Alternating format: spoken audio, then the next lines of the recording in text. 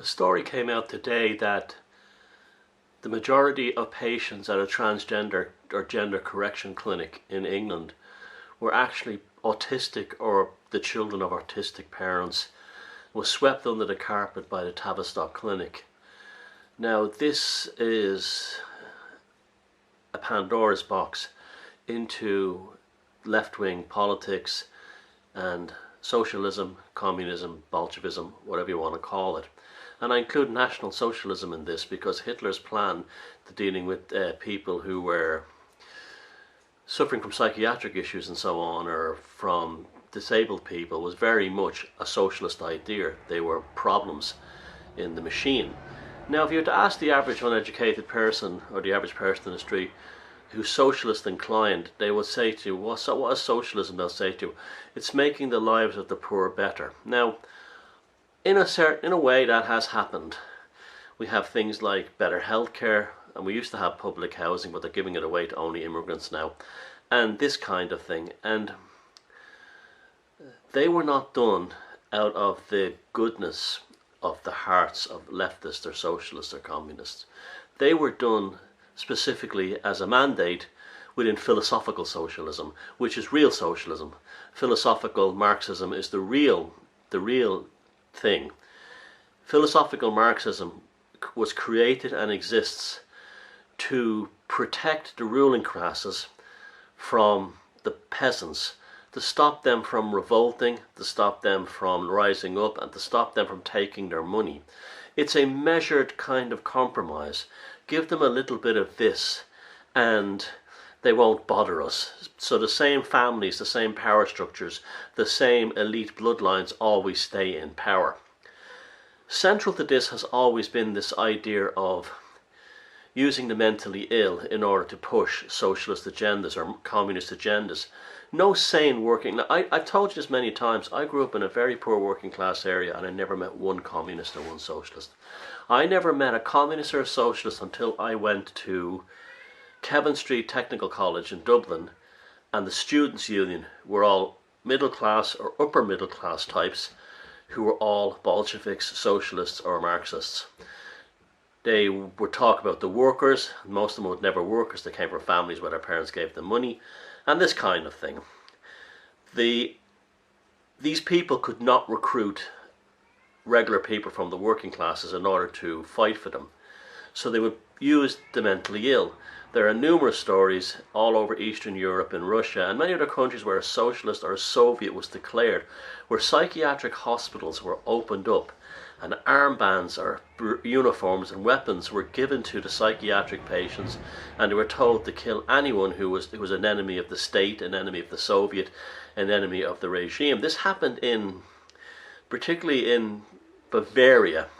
In Bavaria, when the Bavarian Soviet was declared in 1919, it only lasted a few weeks. It was set up by basically Russians, Bolsheviks, who had flooded into Germany, and in all the turmoil that happened following the military revolt at the end of World War I, had implemented a Soviet in Bavaria. Very unpopular. One of the first mandates they did, you can read about it in my book, Walpurgis Night, was that they stopped supplying baby food to the people who did not support the revolution. They were killing babies immediately. Their foreign minister was actually taken from a mental hospital and put into the position of a foreign minister. Now this is socialism and Marxism 101. Sane people will not take part in it because they know ultimately it's a gigantic prison, and they see the motivations of the leaders of socialism in every country are always the aristocrats telling the poor what to do. Jeremy Corbyn in England is a classic example of an aristocrat or a minor aristocrat telling the working classes what to do. I've never met a sane person from the working classes who agrees with that. They do not like being ordered around. I don't, and normal ones don't. This is why you have the majority of Marxist or socialist activists are from the middle class and above. Another good one is that if you look at what's going on in America today, you see all these people who are SJWs and they're screaming at events and screaming, and there's one blonde-haired woman going, ah, and another woman on the ground. These are clearly people who have psychiatric issues. Now, the left has no problem using them. They want them. They want the hysteria. They want to build the hysteria up. And this is why they've always depended on it. There is a book called The Psychotic Left, and I forget the name of the author, and I'm not going to recommend it for one reason, that unfortunately it quotes from a cult which runs mind control factions itself. So, but it, the book outlines basically psychiatric hospitals opened in Budapest and the mentally ill sent out as Red Guards, and they would basically kill anyone. Now, when the revolutions failed or were toppled, like what happened in Bavaria, they were taken out to a quarry outside the city, a machine gun, this kind of thing. And so they didn't even know what they were doing. This has always been a big thing, that you cannot get sane working class people to support these ideas, because they know they're still being oppressed. The same toffs are in charge. The only ones who, this is why you look at groups like the Cambridge Socialist Workers' Party. It's all pointy nose. Oh, I'm a socialist. I'm a Marxist. That's what it's like. That's what, without exception. Without exception. And they're all looking after the family jewels and the family old money. And you have this romanticism of socialism. The International Brigade, the Quinta Brigada, the song by Christy Moore, Viva la Quinta Brigada. They fought in the Spanish Civil War against Franco, and they're held up as heroes and the righteous side because they fought fascism. The reality was, if you look at the history of the International Brigade, they were a Stalinist death squad. They were under the direct control of the NKVD, and they were under direct control, and their direct orders was to liquidate moderate socialists and moderate and anarchists.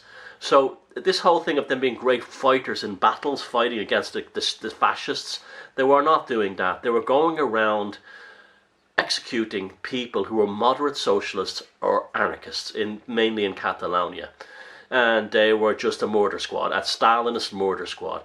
But they were rewritten as these wonderful people who had fought against the fascists. Maybe some of them went down there with that intent, but that's how they ended up, because again they were useful idiots. These are the useful idiots that socialism and Bolshevism and Marxism depends upon. It's a system that is quite disturbingly frightening and has no... It will hide statistics. It will destroy people. This is like, these people. This is why the Brexit thing exists at the moment. The document is basically drafted by a hardcore Marxist employed by Theresa May. So much for there being conservatives and Labour, socialists and right. Well, they're all the same. They're all working together for an international socialist agenda. Basically, that was fermented in places like the Frankfurt School and the Tavistock, and also the London School of Economics, things like critical theory. The idea that you make society basically dysfunctional and sane, and then you fix it with socialism, you fix it with Marxism, because the people would not accept it. The best way to do it is to destroy the people, destroy cultures.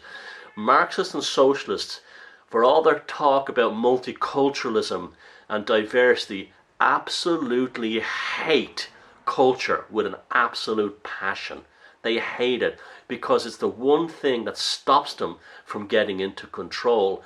And all you people who may be immigrants being brought from the third world into Europe to destroy, as part of the destruction of, not they're not doing it, the wealthy Marxists are doing it, the destruction of our cultures, you will be picked on too. Remember, there will be a day when the socialists and the Marxists and the Bolsheviks will pick on you. The day will arrive when the socialists, Marxists, Bolsheviks, the critical theorists will pick upon you and destroy your culture, because they will see that as a barrier to what they really want.